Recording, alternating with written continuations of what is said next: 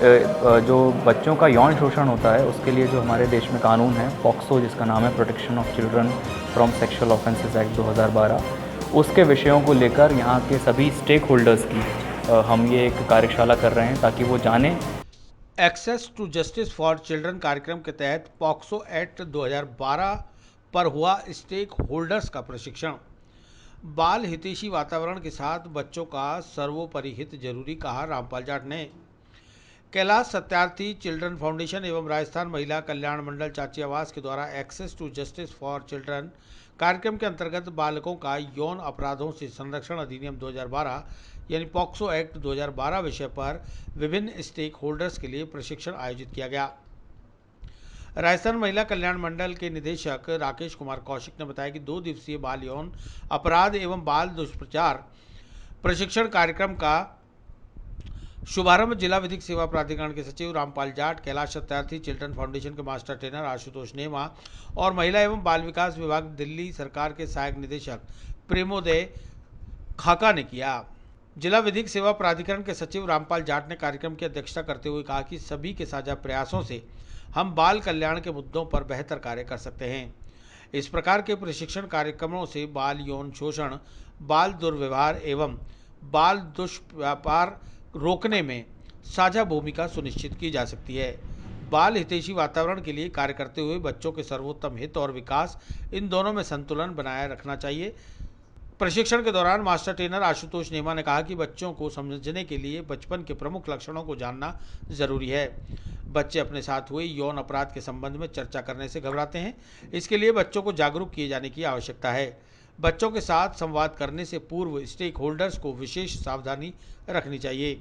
बाल यौन अपराध से संबंधित प्रकरणों में सहयोगी को स्टेक होल्डर्स का पर्याप्त सहयोग प्रदान करना चाहिए।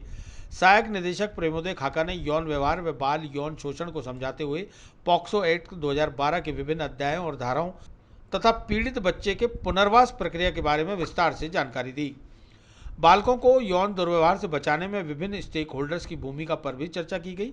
इसमें पुलिस, चिकित्सा, बाल कल्याण समिति, लोक अभियोजक एवं विशेष अदालतों की महत्वपूर्ण भूमिका होती है।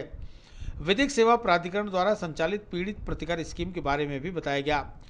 प्रशिक्षण में बाल कल्याण समिति सदस्य, विशेष किशोर पुलिस इकाई के बाल कल्याण अधिकारी, मानव तस्करी विरोधी इकाई दल, child line, para legal volunteers, बाल देखरेख संस्थाओं एवं स्वयंसेवी संस्थाओं के प्रतिनिधि तथा कैलाश सत्यार्थी चिल्ड्रन फाउंडेशन के द्वारा संचालित एक्सेस टू जस्टिस परियोजना टीम ने अपनी उपस्थिति दर्ज कराई।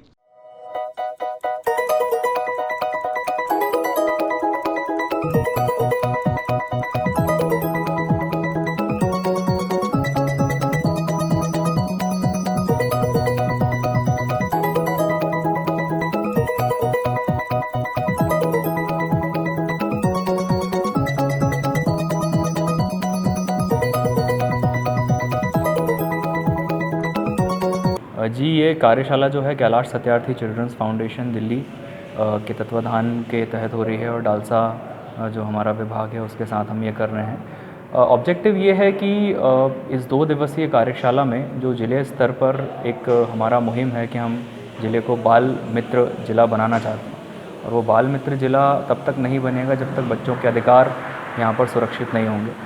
तो उसी संदर्भ में जो बच्चों का यौन शोषण होता है उसके लिए जो हमारे देश में कानून है पॉक्सो, जिसका नाम है protection of children from sexual offences act 2012, उसके विषयों को लेकर यहाँ के सभी स्टेक होल्डर्स की हम ये एक कार्यशाला कर रहे हैं ताकि वो जानें कि किस प्रकार के मुद्दे होते हैं, उनसे कैसे डील करना है और अलग अलग जो स्टेक होल्डर्स हैं उनको किस तरीके से उस बच्चों के सर्वोत्तम हित के लिए, फ़ायदे के लिए काम करना है। साथ ही साथ एक बहुत गहन विषय है मानव दुर्व्यापार का, बच्चों का दुर्व्यापार का, तो उस विषय पर भी हम आज चर्चा कर रहे हैं ताकि जो बच्चों को अलग अलग जगह पर लाया ले जाया जाता है और उनका शोषण किया जाता है वो उससे बच पाएँ। तो पूरा का पूरा ये ऑब्जेक्टिव है इन 2 दिवसीय कार्यशाला का। किस तरह से फील्ड में ये लोग जाके काम करेंगे?